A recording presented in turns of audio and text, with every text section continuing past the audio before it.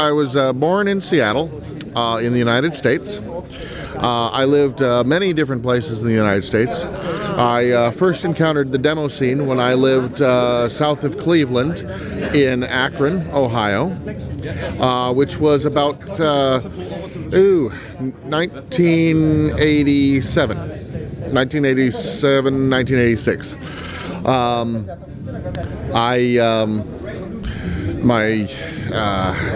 I currently live in Finland,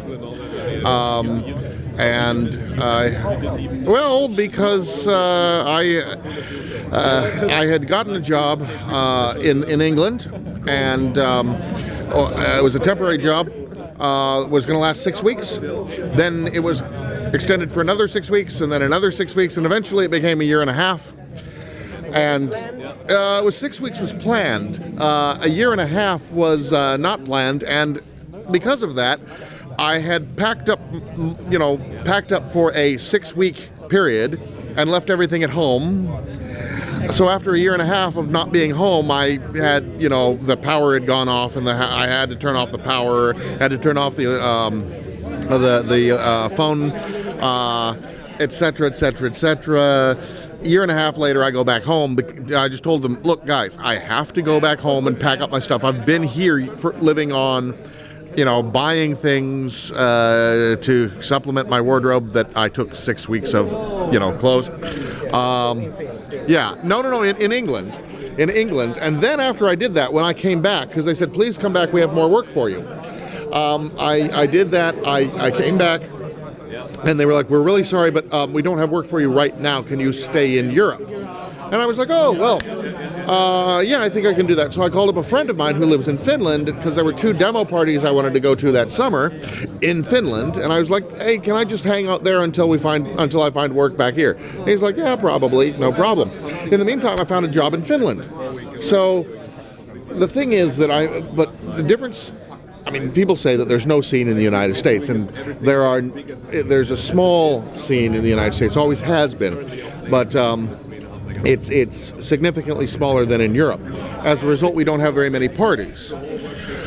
Whereas here in Europe, there are many parties. In fact, in this month, the next 2 months, in the previous month and the following month, I'm going to 6 different demo parties in 4 different countries.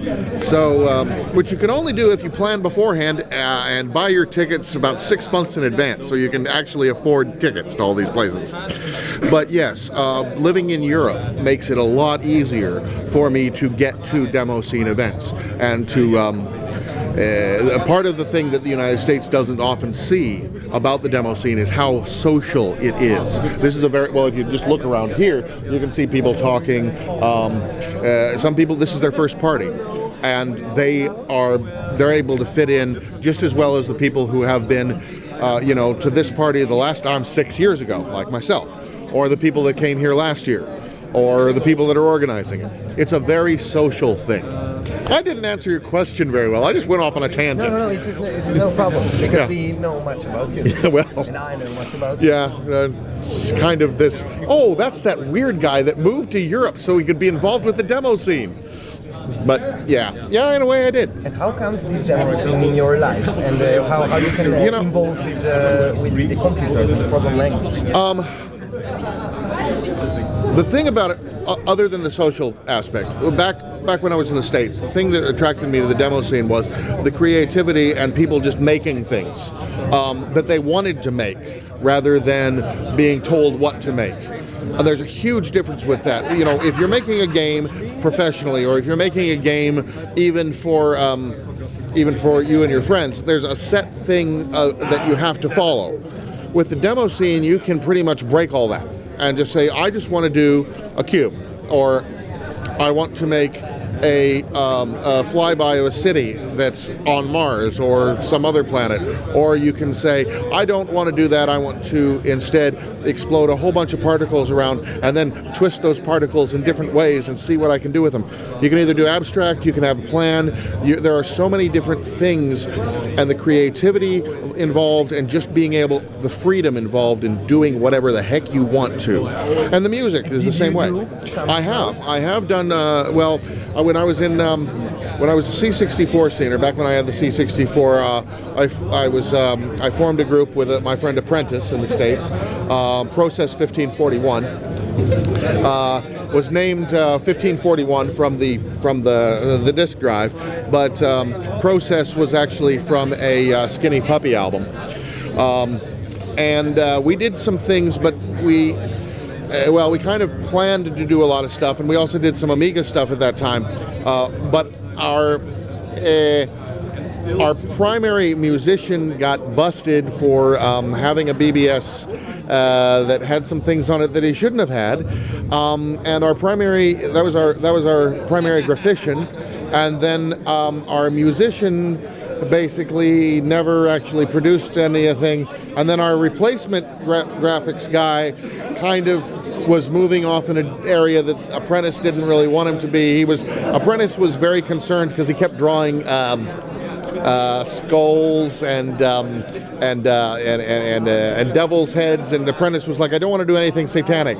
So it kind of fell apart. So if I imagine a demo, a demo team, I just can imagine that the team can make a real demo. Yes. Not just one person. Oh no, somehow I hear that you can also be a you can do it all by yourself, and this is one of the secrets about a good demo.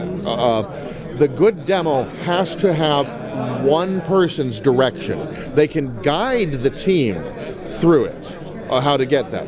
I mean, you may not, as the leader with a vision of what you want to do in your demo, you can work with the musician, with the guys that are doing the graphics, and the guy that's doing the code, which the guy who's directing it could be any of those people. But you've got to work with those people to get your vision across. If you have 3 people with 3 different visions, your demo's going to fall apart. And this is where, if a good demo team will consist of either focused people who have always worked together that create things together, with one person leading, perhaps different each time, but one person leading, or you'll have a group of people who have numerous people that can be selected and they want to work together on a particular idea, and then they go off this way. If it's a single person, obviously the team breaks down into that one guy leading. And these are special because in order to pull that off and do it well, you have to be able to do the graphics, the design, the code, and the music. Sometimes you can get the music from somebody else and you do the graphics and the coding, but most of the time, if you do a one-man job, you have to, be one guy. Sometimes we bend the rules. We always bend the rules. We don't really have rules. We just sort of make them up as we go along. Question about demo. What are the rules? What are the real rules?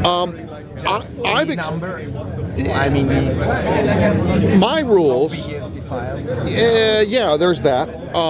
There's how if you're competing, you have to follow the rules of that particular party.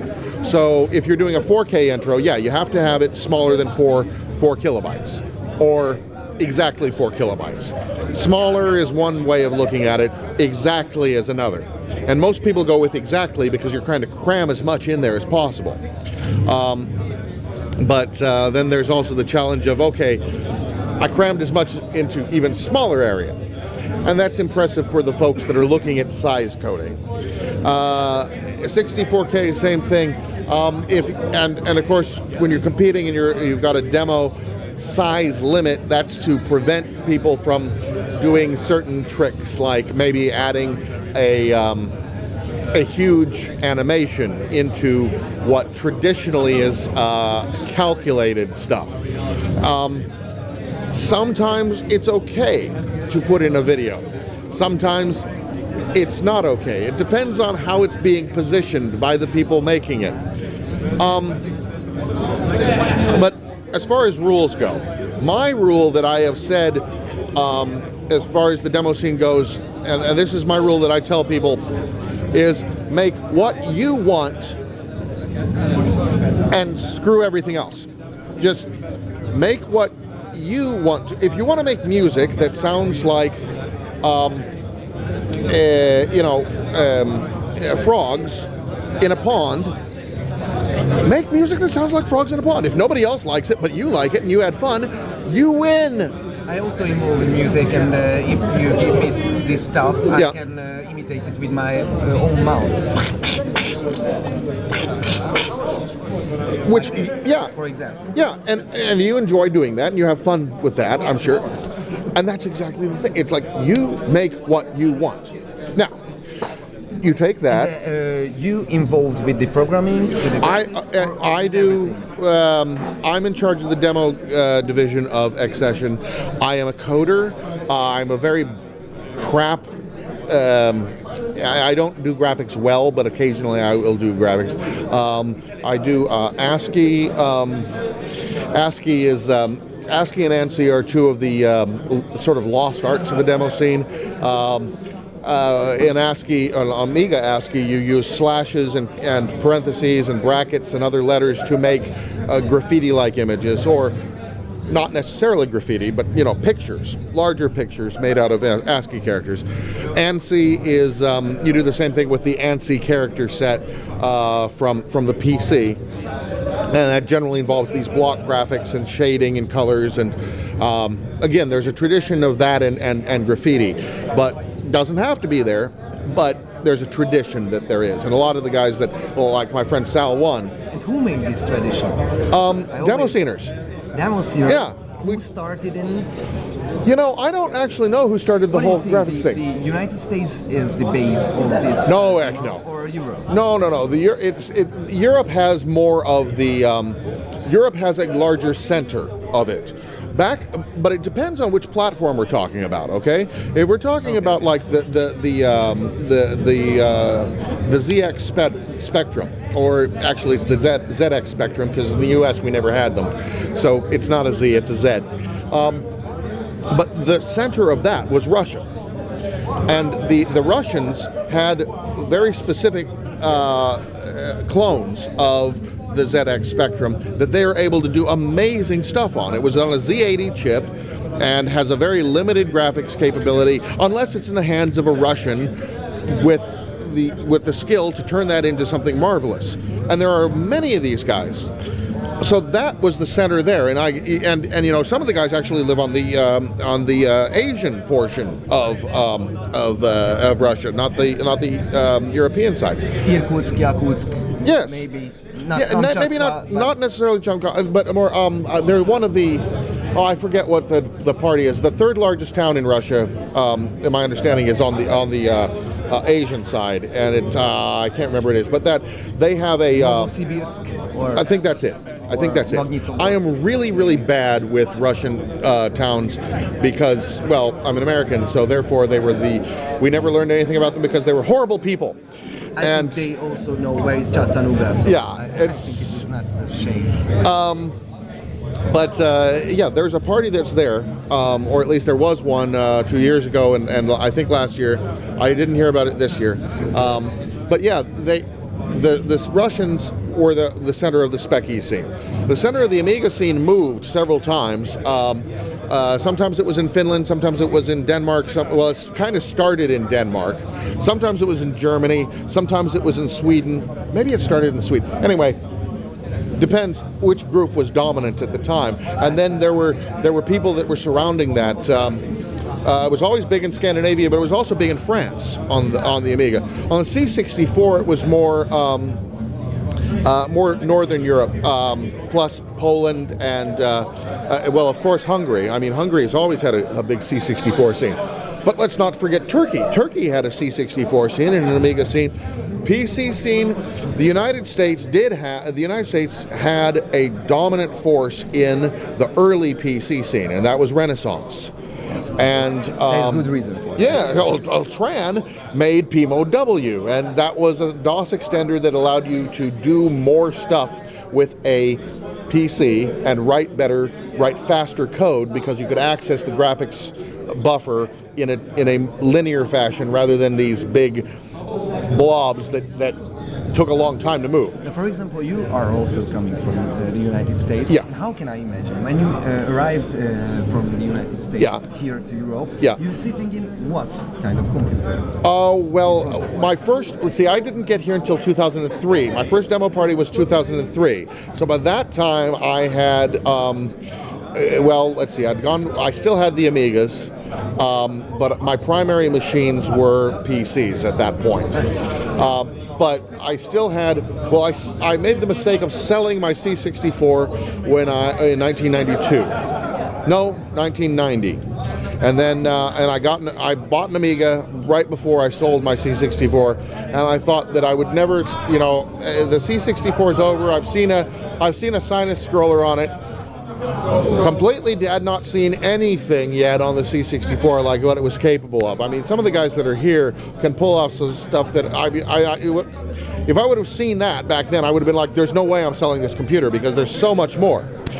But I sold that. I finally got another C64 back in 97. I got another C64. Now in Finland, I have a C64, I have a C128D, I have a regular 128, I have an Amiga 3000 Tower, I have two 1200s, and I have an A500, which I can do all tests So I can imagine different kind of machines in front of you. And then I also have this, I bought some MSX machines. The MSX was popular mostly in Japan, Korea, and Finland, and Finland had a big MSX scene, and the Netherlands, and it was another Z80 based thing, and there's still people making stuff on that. I love the 8-bit stuff. I love the Amiga, I get concerned when I'm trying to code something that is modern, because it's like, the techniques for doing modern demos are very different from doing the old demos. Well, like Kebby was just saying about Blueberry's presentation inside, which I hope you got a bit of. Blueberry was explaining how he makes 4K demos. And some of the things that he displayed in there, you couldn't do 10 years ago because you didn't have the processing power. Now you have processing power and you can just throw away the cycles because they're extra. You're never going to use them because you have so many of them.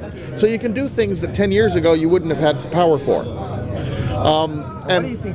Because you speak about these 10 years. Yeah. What is really changed in this demo scene? Because maybe the stuff what you work with is not changed. It can't change because it is not in factories anymore. Well, some people have stuck with doing the things and on the older machines. The PC scene has always migrated to another level of performance, another graphics card, more memory, more different operating systems running on the same thing. It depends on money. It does. It basically the PC scene kind of chases money, which I've criticized them for in the past, but it's working. I mean, and again, the rule is, my rule, is do what you want. So if you want to do a demo on a machine that has a really high-end graphics card, do a demo that it runs on a really high-end graphics card and forget what I'm talking about saying, you should do it with this. What I'm hoping today versus 10 years ago. 10 years ago, we were just starting to see the Windows demo and the 3D accelerated things. And Farbroush with the product with 64K that was previously, when they were doing the 64K, people thought they were doing an actual demo. And then people saw that in the 64K you could do you could do a full demo. And then Conspiracy shows up at Breakpoint and has a 4-parter, 4 complete demo parts in one 64K intro, which was astounding. And they beat Farbroush with this woman figure in a very, futuristic, well, if you haven't seen Candytron, it's hard to describe, but there's a woman there, and she's well modeled, and it's 64K. And you're like, okay, this is astounding stuff. And that was early part of the first 10 years. 10 years ago we had Please the Cookie Thing by Ardbeg. We had the TBL 64Ks like Jizz and Stash and so forth. These were either DOS-based or later they ran under Linux under an emulator for the environment that they created that would allow them to run the demos better. And that was happening a lot 10 years ago, and people were creating environments to make their things run better. Now they're making tools, or they have been making tools to make things, to fit things in. People have, Because about this is the one part of the story. Yeah. This is the maybe technical part of the story. And but what about the society? Because the society can also help the development. Yes. You can change the adventures and the experiments. We've gotten older, and we're not seeing as many younger folks getting involved, which, it's primarily because the demo scene itself, to create a demo, there's a lot of work involved with it. And not necessarily the same instant feedback and gratification that you can get from, say, making a YouTube video in 5 minutes, and then you get like 50,000 hits from people telling you that either it's brilliant or that you suck. You don't get that in the demo scene. You might get like 12 people saying how brilliant it is, and 300 people telling you that it sucks. So the payoff isn't necessarily there for kids to say, I want to spend that amount of time. So there's not a natural inclination of guys and girls saying, I want to do that because it not only looks like fun, but it also seems to be something that I can do creatively. And it's, even though it's going to be work, there's a reward there. Now it's more, okay, there are other things that offer more immediate rewards and perhaps larger rewards, but in the long run, I'm not sure myself that those things do. I mean, a viral video on the internet lasts what? Less than 15 minutes of fame. But a demo, we remember demos from last year, the year before, 10 years ago, 15 years ago. I mean, I remember the first demos I saw 5 years ago. 5 years ago was the first year things that I actually saw. Yes, I'm not that old. Okay, so we remember these things, and even the bad ones we remember. So the culture around the demo scene and the society, we are a bunch of opinionated people who like to see people make things. Some folks prefer if they only make things that they like, but eventually they get bored with that and they say, okay, eventually I think everybody comes around to you should make whatever it is that you want. It is about the appreciation, about the task. What is it about? It depends on the person. I mean, there's so many different personalities involved. Some people get the rewards of some of the musicians just love making the music, and they don't really even want to perform live or anything. They just love making the music and getting people to listen to it. And then there are other guys that go and they love making the music and they love performing live. And demo parties give people the opportunity to do that in front of a group of your peers. Some people like to release demos for the challenge of beating other teams. I see. Some people enjoy just competing. Some people enjoy going to the competitions and entering something that they know other people are going to hate because what kind of people you are? Why you are coming for the demo scenes for these years to see the development, to see the society? Yeah, it really is both of those. To watch as it grows and to watch as it changes. I've seen so many different changes in so many directions that I know that nobody's ever going to control it. Or if actually the demo scene is very good about if somebody tries to control it, just ostracizing that group, just instantly, just like, nope, you're not involved anymore. We're not paying any more attention to you. You're trying to do something that we don't want. Then they go off and do their own thing. Why am I doing this? It also keeps me young. There's no age at all that is important here.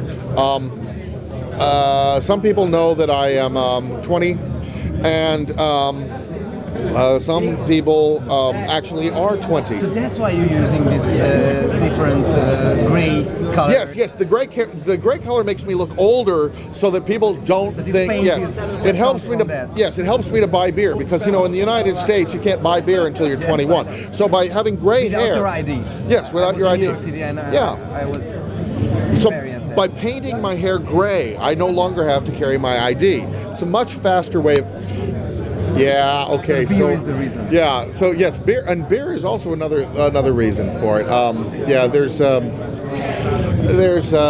a culture of enjoying yourself and being with and just enjoying yourself, making things. When I was in the UK, we would have these UK pub meets, Yeah. UK scene pub meets. And were you ever there? Because I remember somebody. No, there was a dude that showed up from France, and then another guy that showed up. Actually, he was from the Czech Republic. Sorry, but yeah, don't think so. yeah. We had these UK scene pub meets. All of the people that were from the immediate London area, and sometimes outside, or if anybody came into London on a business trip who was a scener, we'd all go to a pub. We wouldn't even necessarily bring a computer. Sometimes we did, sometimes we didn't. We'd just go. We'd have beers. We'd talk about stuff, and people would break up from there and go and work on things and create things. Sometimes they were serious, sometimes they were just fun, but creative people in the demo scene get together and they start making things. Now, there's a difference between making things and finishing things.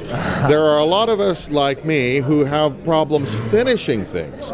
And there are people who I are... hear that lots of Stinner is finishing their stuff Yes. here. Yeah. At the last moment. Yes, and that always happens. If you're working on something, if you've got something that you want to have, I mean, a lot of us are perfectionists. In fact, all of us are, to a point. You want to have something good enough to release, something that's impressive, and you don't want to let your team down with what you're making. So sometimes you just, like, for instance, we have a demo that we've been working on. I didn't work on it much, but the guys that were working on it worked on it for a long time, but it's not really where they want it to be. And it's like, well, it's just not good enough, and maybe we should do something, maybe we should kill it, maybe we should, I don't know. So we have something, but we don't want to release it yet because it's not ready. And that's a bad place to be in. The best place to be in is you've got something you want to have, you want to make it good, you have it here, and you've almost got it just exactly right, but you're running up until the deadline to get that thing perfect. And a lot of times, when you're actually working on the demo, nowadays you're working at remote with folks. And by the time, when you go to the party, you actually get to see some of the people that you're working with, and that's when everybody gets together and makes it happen. The Fairlight guys have this happen each year. It won't happen from itself. It requires, the people make it happen. Yes, yeah. If it just did it by itself, I don't think half these people would be interested. The last thing I would like to discover or something, because we talk about the communication of the people, the teams, and the society of this. But it is hard to imagine when at the first stages of the demo scene, there weren't internet. No. There were just the computers, which is maybe make a distance between the peoples, because it is hard to speak with somebody if you work on it, if you are with your computer all the time, you're carrying your computer all the time. So how was it? And some of some of those early computers were not exactly the lightest things to carry around either.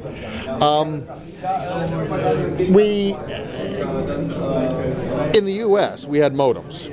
In other places, there was a lot of mail trading. What would happen is you'd have a disc or a cassette, and you would have a group of people that you would send this to. And this was where the term swapper came in.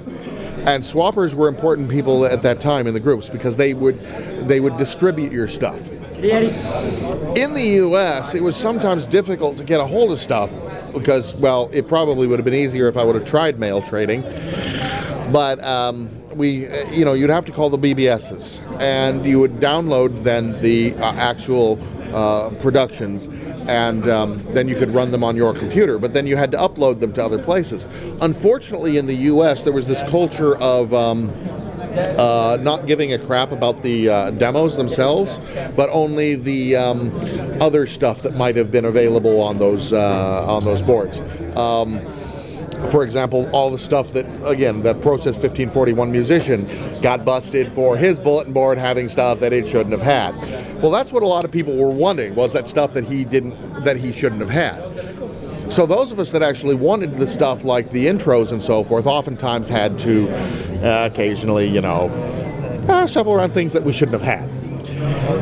We would get the things, we would then distribute them.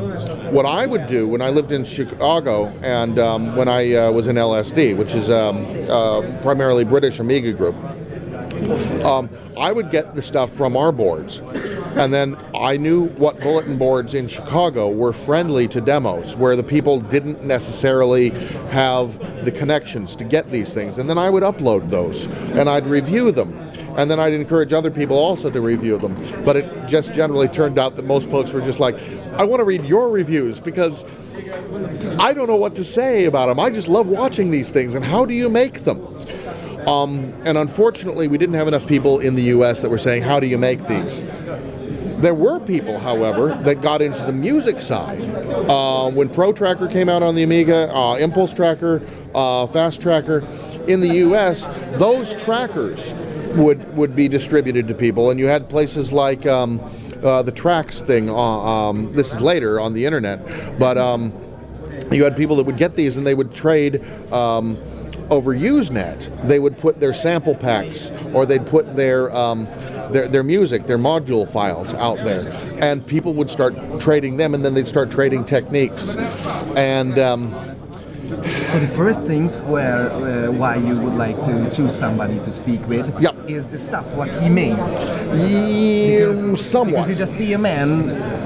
No, it was more. This is where disc mags were also really important. You would get a disc mag, and a disc mag was it still is, there are still a few, but a disc mag would have articles by sceners and other interested people, and there would advertisements in the back from swappers saying that they were taking new contacts, or contact so-and-so for fast stuff.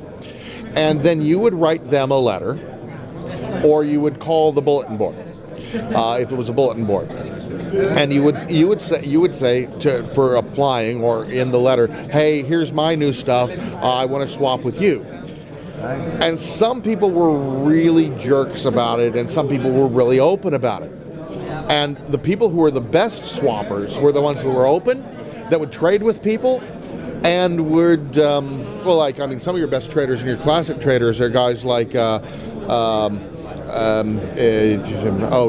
Rapers, Grendel of Byte Rapers, who at one time had so many swappers he just basically didn't go to school for a while. How can I imagine? And the first time everybody is carrying floppies and put it in. Yeah, and putting it into envelopes and sending it off in the mail. This was a funny thing. You'd hear, if you go back through these early disc mags, and that's a great source of information on these. Go read a couple disc mags to find out how people would do this. You'd see terms like stamps back.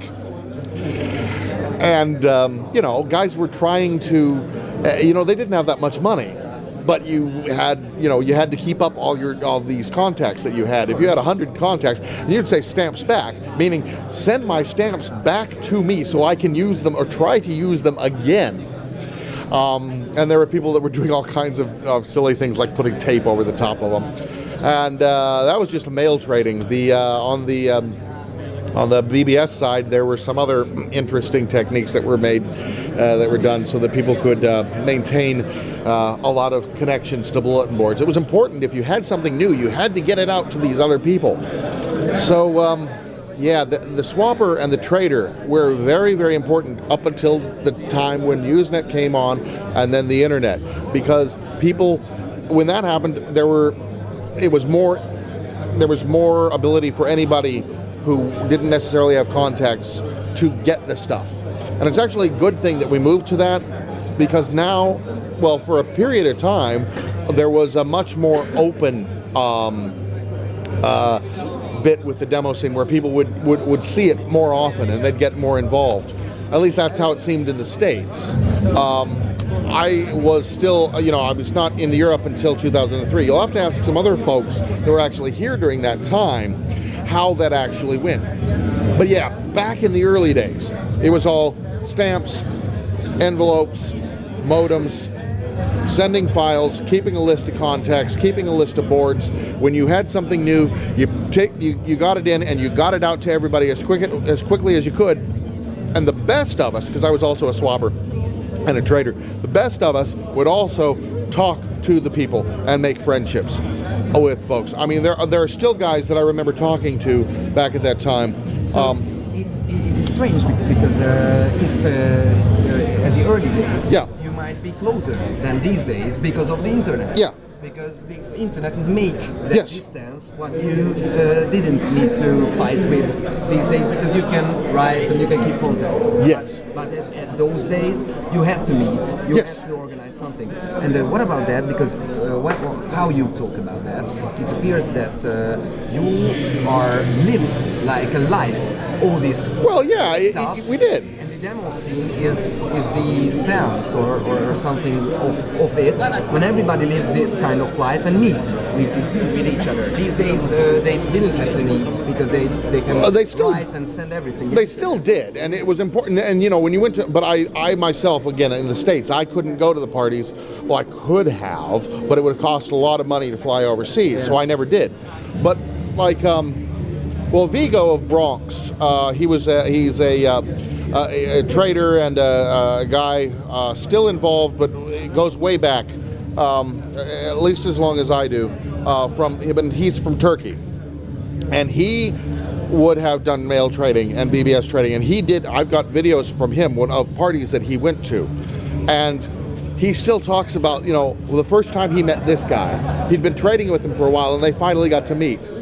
And well, this happens with me too. When I get to meet people at a party who, like, I remember from a disc mag, or, well, like for instance, one of these days I'm going to meet Crazy Crack of Mex.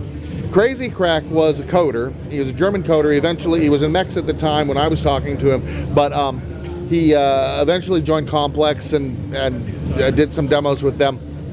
He's a kind of legend of this scene. He was a good coder, yeah, and he's for me he's sort of a legend. He's the guy that one day he logged onto my friend's board. My friend Eddie the Head had a board called the Carnival, and it had multiple lines, which meant that I could call in and somebody else could call in, and you could have chat, kind of like IRC, but you only had 2 lines. Or on a 4-line board, you had 4 people that could talk. Normally, you could only talk when you weren't uploading, so talking didn't always happen. But Crazy Crack called in, and I was on another node, and we started chatting about stuff. And I told him, because I'd just seen one of his intros, and there was a ball up in this corner, and he had the Mex logo that he had wrapped around the cube, and it bounced around it, meaning that the logo itself was being drawn and wrapped around the cube, or the ball, the sphere, not cube, sphere, in real time. And I told him I had no idea how he did that. So he took about 45 minutes with me explaining step by step that the math wasn't that complex, but here's how you set it up, and so forth. I owe him at least a case of beer for explaining that, but I've never met the guy. But he and I had, he showed me how to do that, and I feel that, in a way that we were sort of friends because of that, because we could talk like that. Then I had other friends that, like my friend Deuce of Ram Jam, who, he was the first person to actually greet me personally in a production. Yeah, there's a Ram Jam intro where he says, "Hey, Sir Garbagetruck, when are you going to finish your demo?" And I still haven't finished that demo. I still will finish that demo, but I haven't yet. But yeah, well, no, I have the music, and I've had to redesign it like 4 or 5 times. Okay, 8 times over the past 2 years, not 10. 12, no, now it's almost 20 years that it's the follow-up to the classic Jesus on Ease demo. 2 of us, I was supposed to code the thing called called Deep Large 7, and Phagex was supposed to code Sitting on Speed.